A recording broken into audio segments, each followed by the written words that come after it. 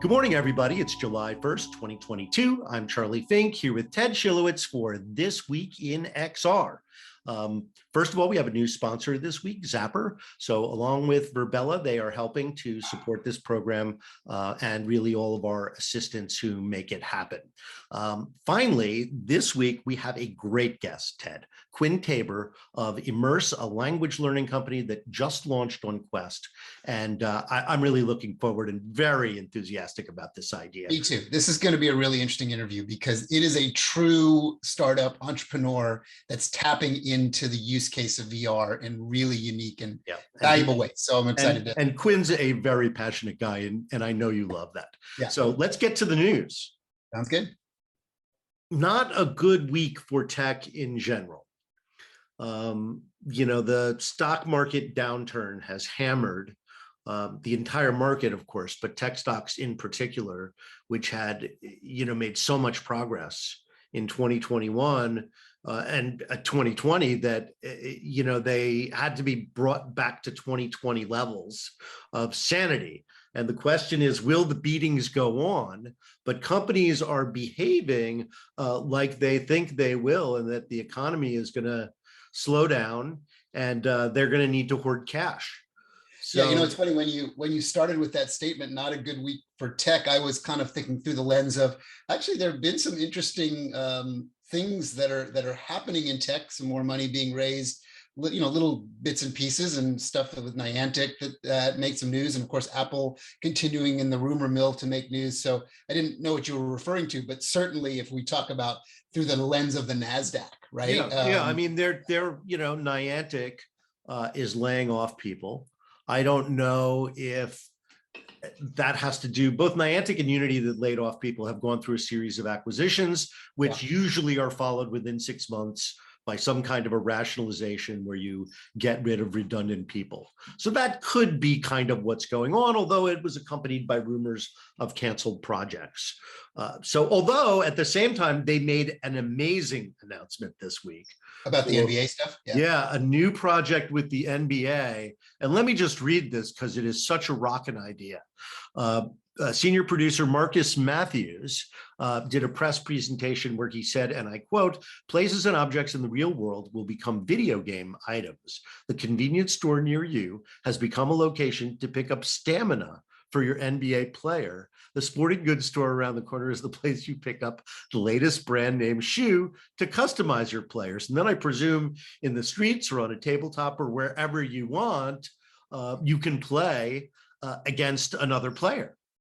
Yeah, I mean, obviously leaning into a lot of the strengths of what made Pokemon Go successful, some simple game mechanics and an understanding. My big open question, and I'm curious what you think about this is, will the audience for the Niantic style game map over into the demographic of the NBA fan? And that's an open curiosity. There was a more obvious one of, yes, it seems like a lot of sense that the folks that play Pokemon to the there's an otaku thing around Pokemon. Well, and there's also an otaku nostalgia thing for Pokemon. Yeah, but the angle I was sort of going after was, you would think that it would make logical sense, and that would be a very fairly strong demographic mapping between the folks that were into Pokemon Go and saw that they were taking on Harry Potter IP with the Wizards Unite thing. And they didn't. And that didn't work, right? So the question is, will the NBA work? Yeah, that's such an interesting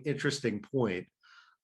The NBA is a very powerful brand, and it spans kids from 4 years old to 80 years old. Oh yeah, it's a huge demographic span. So I think that it has a lot more power. I wouldn't say more power than Harry Potter. Well, but I think that it's got a very active, installed, user base for NBA. So to the extent that they play video games. We know the NBA 2K video games are hugely popular. So I think this has a chance. I really like the idea. Me too. It's an open question. Yeah, we don't know. I mean, the same thing is true of, the Apple rumors around this week, which are just unrelenting. And I always get to the point where I know I've written this story before. Yeah, like 12 times before, right? But, like Lucy with the football, is it going to get pulled away from, Apple watchers and XR nerds. Yeah, yeah. And for me, that's been a long time Apple user and culturalist, I guess I would say. I've been involved in many business parts of my life that were tied very closely to Apple. You and I've talked about this a lot. The philosophical core of Apple is don't go first, be extremely thoughtful, know where the market fit is before you launch. And that has clearly playing out within the world of VR. I mean, Zuckerberg showed, a week or two ago, his 3 new headset development paths that are really strong and starting to, say, we see a very, very rich future in this beyond what the Quest can do today, and they're going to continue to make investment in that. But they've also talked about how the pass-through mixed reality is a really hard challenge, and they're leaning into the video pass-through side of things. So we'll see where it goes. There is a new video pass-through game on Quest that I recommend strongly called Sky Gaze. And what it does is it uses the external cameras on the Quest to integrate your surroundings with this stargazing app. Yeah. And so the roof of your room opens up and you see the sky. So it's a pretty amazing experience. And again, showing the potential of bringing the real world and the virtual world closer together. Yeah, one of the very earliest AR applications on the phone that was a hit was the map the sky and see the constellations, right? Yes. And see the Gemini signs and stuff. And that was really into the zodiac signs. And that was a really interesting first step. That's now many years ago, right? And it'll be interesting to see where if this really starts to take. I mean, I've been testing a number of different video pass-through mixed reality experiences, and they are very intriguing, and they start to really show that there's a future beyond just full immersion. It's kind of half and half immersion is a very interesting area to pursue. It's nice to see developers in it. So have you heard of this company, a metaverse company called Mona? We were looking at it. I was looking at it based on some of the writings that you were doing and a couple other folks that, just like you, I get the links sent to me from lots of different sources. So this was pretty new as of a couple of days ago to me. But it certainly looks like they're taking a really interesting artistic tack on how to bring parts of that blockchain infrastructure and that kind of peer-to-peer value chain into something, and they've raised some capital, right, to do it. So 14.6 million, which is real money, last I checked. Yeah. Even today. The thing that I thought was interesting, I fooled around with it for 20 minutes or so yesterday when I was writing the story. It feels like a video game. So you're walking around in spaces that feel kind of like spatial. But you're navigating it like a video game. And I think a lot of the metaverse is going to feel that way, particularly game metaverses. But here they've added this builder element where people can build spaces and sell them. Yeah.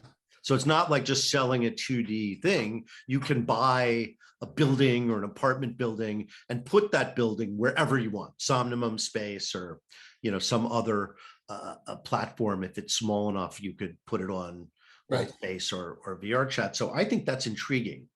Yeah, so there's like an architectural sort of bent to this. I mean, everybody is trying to capture creators and world builders. Right. They are the big content creation asset in this new medium. And as I've said before, they're going to get bid up, the good ones. And if we go back to sort of the bones of these original, what we refer to as OG metaverses, Minecraft is probably the perfect example of builders creating worlds and then wanting to share those worlds. They tend to live within the bespoke world of Minecraft, right?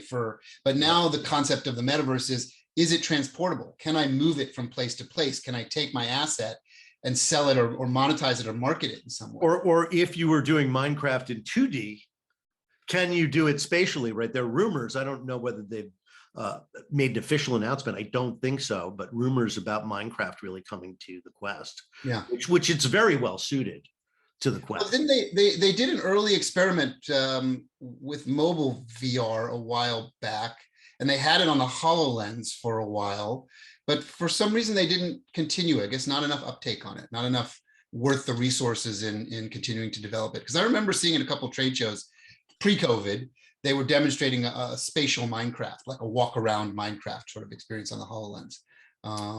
Yes, I saw that HoloLens demo also. And of course, everybody knows, or if you don't, Minecraft is owned by Microsoft. By Microsoft, right? And Microsoft has done a magnificent job with it. I think it had 3 million or 5 million users, and now it's, tens of millions of users. So they've grown it considerably. So I see our guest is in the green room, Ted. Quinn Taber is the co-founder and CEO of a company called Immerse that does VR language learning, built from the ground up. They raised about $15 million. Been around since 2017, and it is a VR first immersive language learning program. We'll let Quinn talk about it more, but I'm excited about this. I talked to Quinn the other day and I said, you got to come on the show and explain this. So let's bring him in. Okay. Yeah, sort of like the Rosetta Stone of VR language learning, right? Exactly. You talk about this. Oh yeah, I mean, there are a lot of successful proxies in this space. Oh yeah, absolutely. Quinn Taber, what a pleasure. Thanks for coming on this morning. Charlie, such a treat. And Ted, good to meet you. You too. I'm excited to hear about what you're doing and learn about your trajectory. I just started talking about it and I almost did your entire interview. Oh, I trust you, man. Keep going. I'm very enthusiastic about this idea. So why don't you tell us about your news, and let's talk about Immerse. I mean, it sounds, Meta is involved with it. Exactly. Yeah. I'll jump right in. We've been operating this company for almost 5 years. Kind of the inception, the idea for the startup came when I was actually working as a refugee relief worker in the Middle East and Africa. Language being just the gateway for employment, for education, for visas for people around the world, and particularly English. And the best way to learn a language being through immersion. We started in 2017 going B2B, so being an add-on for large education companies in Japan, Korea, Germany, the Middle East. I quite literally signed contracts with 8 of the largest education companies on earth. But with the news in October, with Facebook becoming Meta and the metaverse all of a sudden being in everyone's purview, we asked the question, what really is the future of education in VR? Is it being this add-on, this little supplemental tool that you kind of place in your classroom repertoire that you pull out for an hour a week? Or will the metaverse perhaps disrupt education from start to finish?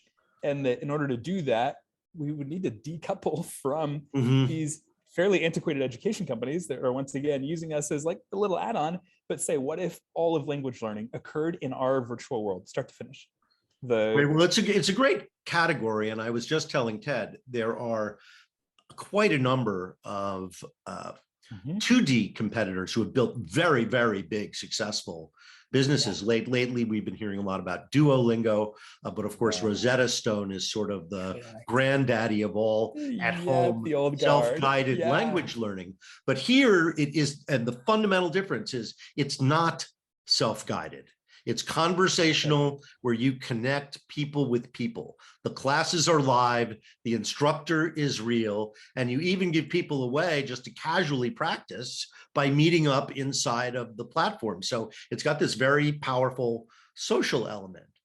And I think for somebody who's, what happens with travel learning, of course, and I'm sure you're aware of this research, where people 2 or 3 months before decide, I'm going to Italy, holy crap, I need to buy a book on Italian. I need to brush up on how to find the bathroom. So, this is a great solution for that, because people can actually simulate that situation, right? Everything you're learning has a context. Charlie, once again, I need to hire you for me, our head of sales. You totally got it. Yes. I think that's the really interesting overlap that we spotted early on. When we heard folks talking about the metaverse, they said, it's real time, it's persistent, it's immersive, you can go anywhere, you can be anyone, you can do anything. At the exact same time, that's the exact list that every language professor is looking for. It's to take you out of the flashcards and the rote memorization and to say, hey, the best way to learn Spanish is to go to Mexico City, to practice with real native speakers and to do tasks, to get out of the classroom and quite literally go to the tapas cafe or order a beer and have those real life moments. If anything, what we're seeing, we now work with 16 different research partners at universities around the world is that if you were to do Duolingo, it would take about 4,000 or 5,000 hours to learn a second language. If you're to go and actually study abroad in Barcelona, as an example, that number gets cut in half. Right. If you were to do it in this fully optimized virtual world where everything, the games, the activities, the tasks are purpose built for learning, that number gets cut in half again. So it really is kind of redefining the pace at which we can immerse in a language. Of course, the platform that people like VictoryX are, which is a building metaversities on Engage, but you have a bespoke platform, right? You create your own context and situations, so you can do that on Engage too. So why build your own platform? Yeah, it's kind of back to this core principle of, okay, are we looking to bring the 2D kind of like Zoom-based lecture into the virtual world, throw your PowerPoint up on the screen, have everyone sit in a circle and listen to the professor? Where for us, we said, hey, what if we built close to 60 different virtual locations that are purpose-built and optimized for language? So instead of being in the lecture hall, we are going to take you to the tapas bar, to the hotel lobby, to the airport. And in each of those locations, we jam pack in these learning activities and games and tasks that our teachers are able to instantly just turn on and use. So I sign up for classes and then I have an opportunity to do things independently. So there's a single player version where I like go into a restaurant and everything's got a label on it, or how does that work? Exactly. Yep. And to be totally frank, especially the market that we've targeted in Asia, interestingly, most learners, they're kind of over the vocab side. So we definitely have it. If you want to walk through the cafe and pick different things up, how do you say knife? How do you say table? How do you say plate? Easy. From a technology side, that's not super hard, but especially for English learners in places like Japan and Korea. So how many languages are you doing now? It's a slightly nuanced answer. We launched with Meta June 23rd, Spanish, targeting the West, US, Canada, UK. If you want to learn English, we already have a list of partners around the globe that are focused on the Japanese market, the Korean market, the Middle Eastern market. So if you say, oh, I want to learn English and I'm based in Tokyo, we've got a partner for you. So that's been live. And they're also in VR? Yeah. We have a web or a desktop-based experience as well. But from a marketing and kind of does the desktop experience mingle with the VR experience? Yep. Oh yeah, it's all. So if I'm in VR compatible, getting a Spanish lesson, there could be a person in a headset and a person on a PC inside of the same simulation.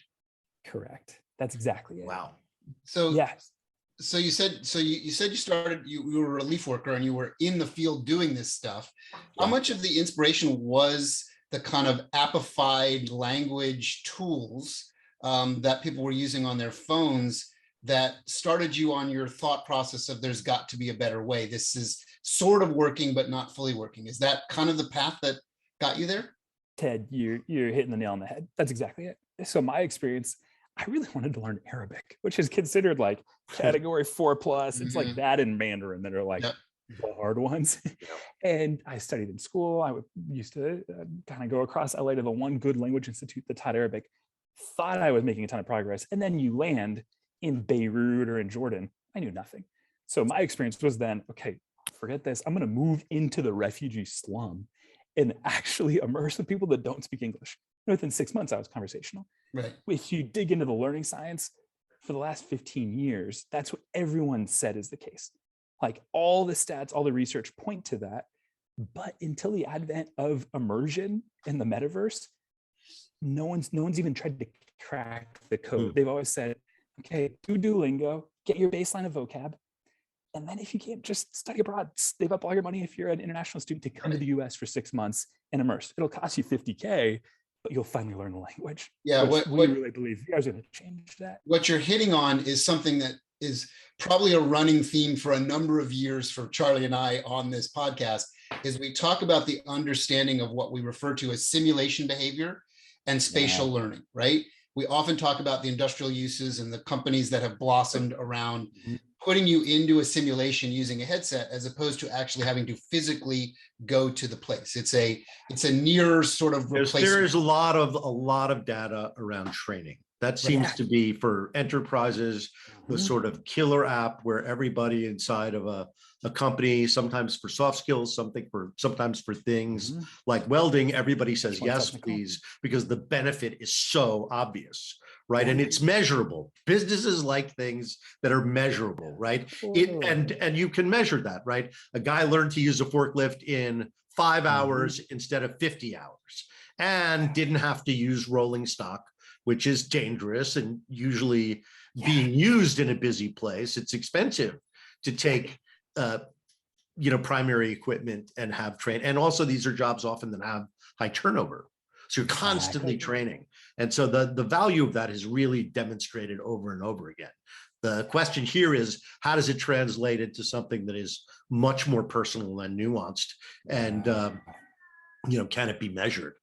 Yeah, well, it sounds like you're already doing it. Do you have so tell us about what you're getting from the English learners in Japan. How long is it taking them? And Yep. So we allocated a chunk of our early funding to these research partnerships, closed with 3 of the most prestigious universities just in Japan alone, Showa University, Kansai, and they've done what today is still some of the first, like, called the longitudinal research, multi-month, like a sample size of greater than 50, to be able to show, hey, let's actually do the like official, what we would think of as the SAT out there. They call it the TOEIC for English proficiency, before and after.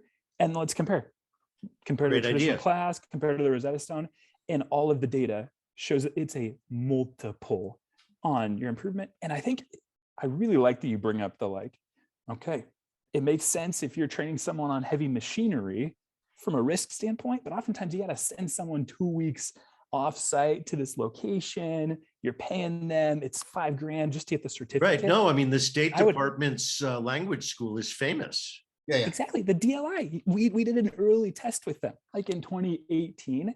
But interestingly, for our user base, especially, and I kind of keep referring to, like, think of the Japanese or the Korean learner, they know the price tag to learn English. Yeah. And they know that it's in the tens of thousands of dollars.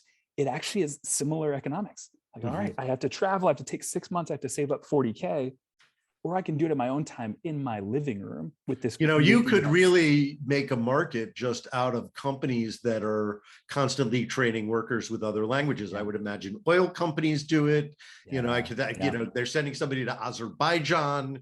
People don't speak English there, so they must have an ongoing need for this that might be an additional interesting market. So you see, you know a lot about your Japanese learners. So it sounds like they're oriented toward professionals.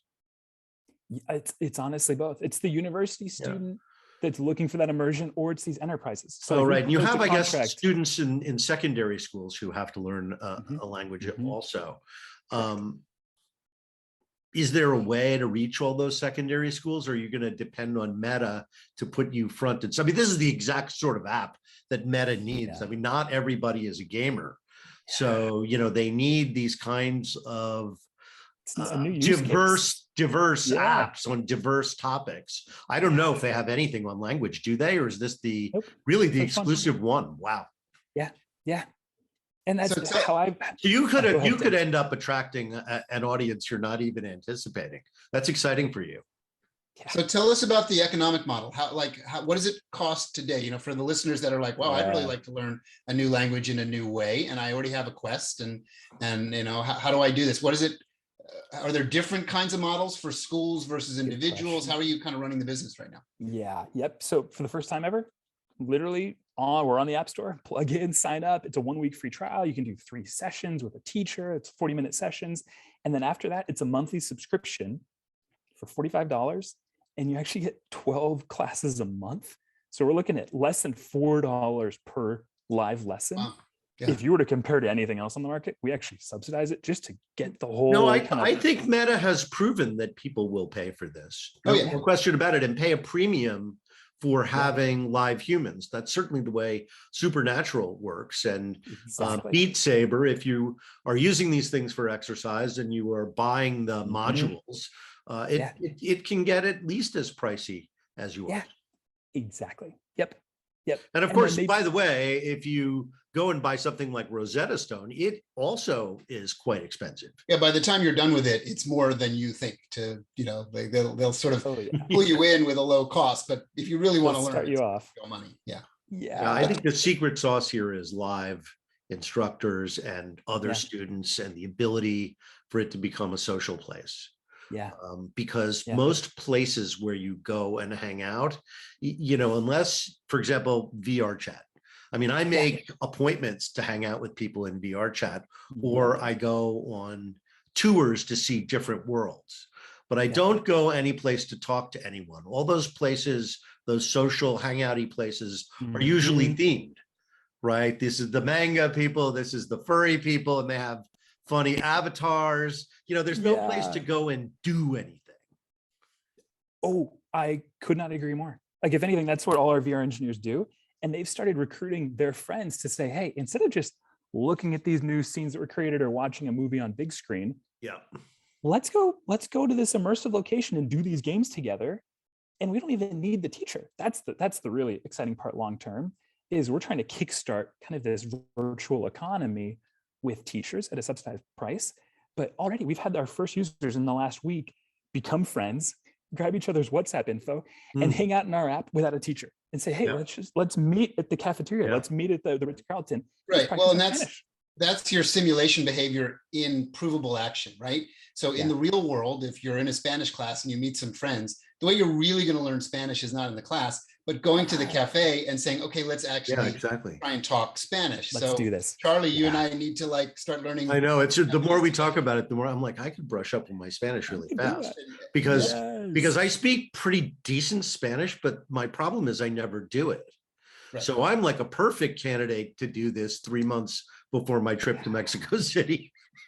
Charlie, honestly, big yes, but it's amazing how many people, once they actually ask that question, they're like, oh yeah, I did spend 3 years in high school and 2 years at uni, and I'm pretty rusty. Right, because if you don't use it all the time, it really fades. But it's like the good news about that is that, if you activate yourself, stuff starts coming back to you. Stuff you didn't know that you knew starts coming back to you. Those strange memories stored 50 years ago. Man, I want to nerd out. There's an entire school of knowledge called the emergent language model that we're tapping into, because think about it, if it's immersive, you're triggering even faster. If you were just on Zoom with an instructor, the stimuli isn't the same. But if you're feeling like you're in Mexico City at the tapas bar again, looking at all these different kind of contextual things, it's going to ignite those memories at a far higher efficacy than if you were on Zoom. Yeah. So you're like 10 steps ahead. So Quinn, how many languages do you speak? What if I said Watashi no namae wa Tedo desu, would you understand what I said? I would say that sounds cool. I think that might be Japanese. That is Japanese. Arabic and French. Arabic and French. Got it. Great. Yeah. So how big have you gotten, Quinn, and how many employees do you have at this point? Not including teachers. 24 full-time employees. We just closed a $9 million round this spring. And then as for scale, we have, like I said, 16 different research university partners. We work with about 10 major education companies around the world, primarily focused on English teaching. And then our launch, we're 7 days in. We've got, I think, 4,200 downloads thus far in 7 days. And we're finally turning on the marketing kind of spigot on Monday. So that's where things are really going to start heating up. And what is the marketing spigot consist of? Yeah, mostly social media. we hired a pretty cool PR and ad agency, and they made some really awesome marketing collateral. I'll send it to you guys later. But that's going to be, if anything, you'll probably get retargeted shortly on Facebook. Well, it's a great idea. I won't mind being targeted for this one. Yes, thanks, Charlie. So you had a co-founder, right? Yeah. Yep. So tell me about how you guys came together and how the work is divided up between, the developers and the teachers, and what kind of feedback loop do you have going there? So let's start with the co-founder and go and move from there. Yeah. Yep. So picture this. I'm literally living in a refugee slum in the Middle East in 2017, and I start Skyping a really good pal of mine that is a Unity developer. So we're So catching he's the up, one and all of a sudden- who is into VR. Oh yeah. I would say I'm definitely an early adopter, but I'm not truly technical like he is. Like he's the guru. So we raised the first little round of capital, build an MVP, and then we have really what I would call almost like a team of 4 that worked together for 2 years before we really brought anyone else on, all in Southern California. Head of product, head of sales, myself, and then this one Unity developer. And then since have brought on about 7 other engineers. Workflow wise, the really interesting element of being an ed tech startup is we really need educational, like almost PhD level experts to be informing everything we're building. So that's always the feedback loop. So do you have people like that on your staff now? Yeah. So we've got a head of teaching with a doctorate, and then an entire research department, 3 different individuals, all of them with either PhDs or masters, who have been in the field for 20, 30 years. The one that I'm really proud of is it's actually probably the first preeminent virtual world researcher focused on language learning back in like the late 90s. Wow. So she'd been conducting research on Second Life, if you guys remember that platform, Sure. forever ago. And Sure. I reached So out Second to her Life, when believe it we're- or not, is still relevant. It is. I know a lot of folks forget. They think 2006, but it's still going. No, they got 1 million people in there every month, so that ain't bad. That's better than us. You know, they've got a Probably better than Horizon. massive virtual economy. Surprising how big it still is. But of course, there's so much competition today. Back in the 2000s, there weren't many other 3D games that were, that social. Exactly.